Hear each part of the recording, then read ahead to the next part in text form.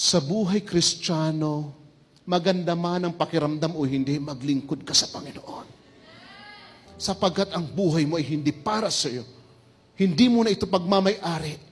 Tinubos na ito ni Kristo para magpatuloy ka at kilala mo kung sino ang tumawag sa iyo. Gusto niyong maranasan ang biyaya ng Panginoon? Sabihin mo sa iyong kapwa, sumunod ka.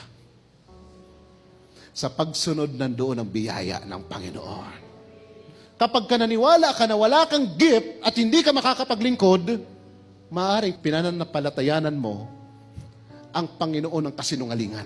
Pero kung nananampalataya ka sa Panginoon, alam mo, ngayon pa lang, ipapagamit mo ang buhay mo sa Panginoon. Ipaglilingkod mo ang buhay mo sa Kanya. Sa paraang nais ni Lord at hindi sa paraang nais mo. Napakaraming mga pagkakataon gusto lang maglingkod kay Lord sapagkat masaya. Papaano kung hindi na masaya? Papaano kung meron ng kahirapan? Papaano kung ito na yung kaguluhang dumarating sa buhay?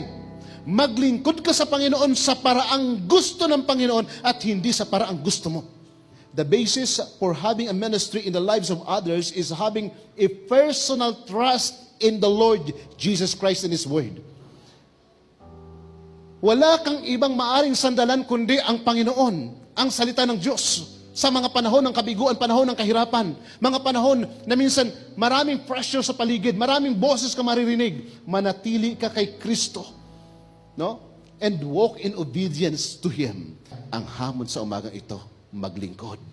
Kahit may kahirapan, maglingkod. Bagamat mga panahon na hindi mo gusto, patuloy pa rin maglingkod. Maaaring may ilan sa inyo dito, tumigil na, huminto na. At maaaring na-trauma na. Ako din nagkaroon din ng trauma sa ministry. Pero sa biyaya ng Panginoon, ito pa rin ako. Bawat isa sa atin makapagpapatuloy dahil ang biyaya ni Kristo ay sapat.